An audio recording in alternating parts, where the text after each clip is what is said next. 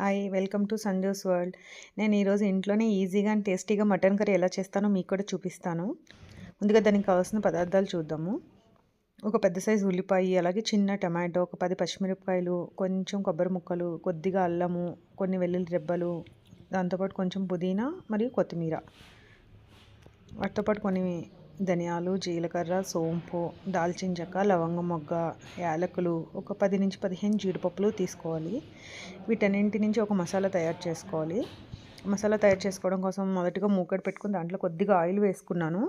దాంట్లో ఉల్లిపాయ, పచ్చిమిరపకాయ వేసుకుని అవి వేగనివ్వాలి. అవి వేగేలోపు ఒక కుక్కర్ తీసుకుని దాంట్లో కొద్దిగా ఆయిల్ వేసుకుని ముందుగా క్లీన్ చేసుకుని ఉంచుకున్న మటన్ వేసుకున్నాను. నేను బోన్లెస్ మటన్ తీసుకున్నాను. బోన్ అయినా తీసుకోవచ్చు, బాగుంటుంది. దానిలో కొద్దిగా ఉప్పు, కొంచెం పసుపు, అలాగే ఒక హాఫ్ స్పూను అల్లం వెల్లుల్లి పేస్ట్ వేసుకున్నాను.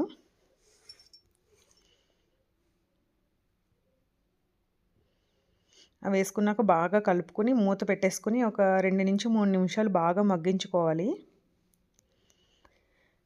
ఇప్పుడు ఉల్లిపాయ, పచ్చిమిరపకాయ వేగిపోతే ముందుగా మసాలా కోసం తీసుకున్న మిగిలిన పదార్థాలన్నీ దాంట్లో వేసేసి ఇంకొక 2 నుంచి 3 నిమిషాలు బాగా వేయించుకోవాలి, పచ్చివాసన పోయే వరకు. సిమ్లో పెట్టి వేయించుకున్నాను ఇవి నేను.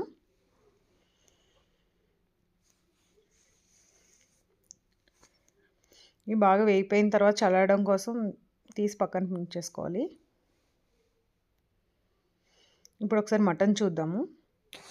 3 నుంచి 4 నిమిషాలు మటన్ మగ్గిన తర్వాత నాది మటన్ నుంచి బాగా వాటర్ వచ్చింది. ఒకవేళ మీది వాటర్ రాకపోతే కొద్దిగా వాటర్ యాడ్ చేసుకొని కుక్కర్ మూత పెట్టేసుకొని ఒక 3 నుంచి 4 విజిల్స్ వచ్చే వరకు ఉంచుకోవాలి.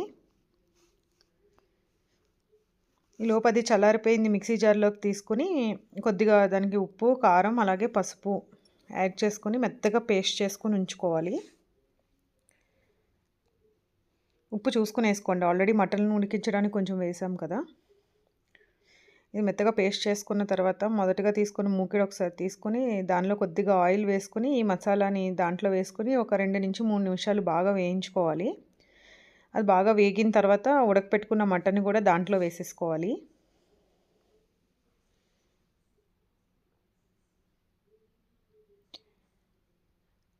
దాన్ని బాగా కలుపుకొని ఒక 2 నిమిషాలు మగ్గించుకున్న తర్వాత కొద్దిగా వాటర్ యాడ్ చేసుకుని మూత పెట్టేసి ఒక 10 నిమిషాలు బాగా ఉడికించుకోవాలి.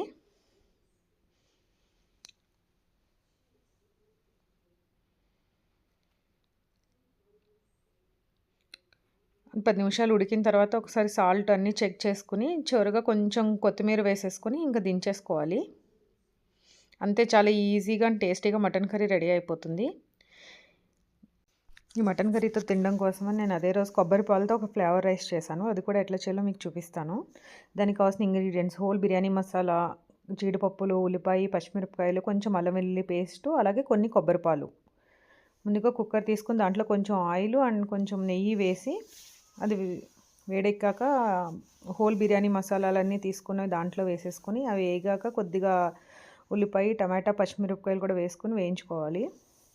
అవి కొద్దిగా వేగిన తర్వాత కొద్దిగా అల్లం వెల్లుల్లి పేస్టు, పుదీనా, కొత్తిమీర కూడా వేసుకుని వేయించుకొని దాంట్లో ముందుగా తీసుకుని ఉంచుకున్న కొబ్బరి పాలు, ఒక గ్లాస్ బాస్మతి రైస్కి 2 గ్లాసులు కొబ్బరి పాలు తీసుకున్నాను, అవి కూడా దాంట్లో వేసేసుకోవాలి. తర్వాత కొద్దిగా ఉప్పు కూడా వేసుకోవాలి, చూసుకొని వేసుకోండి ఉప్పు. తర్వాత ముందుగా క్లీన్ చేసుకుని ఉంచుకున్న బాస్మతి రైస్ కూడా దాంట్లో వేసేసుకోవాలి. కుక్కర్ మూత పెట్టేసి ఒక 3 విజిల్స్ వచ్చే వరకు ఉడికించుకోవాలి. అంతే, చాలా ఈజీగా రెడీ అయిపోతుంది. మటన్ కర్రీలో తినడానికి చాలా బాగుంటుంది ఇది. అలాగే ఈ మటన్ కర్రీలో చపాతీ, వైట్ రైస్తో తిన్నా కూడా చాలా బాగుంటుంది. ఒకసారి మీరు కూడా ట్రై చేయండి. Thank you for watching. Please like, share and subscribe my channel Sanju's world. Bye.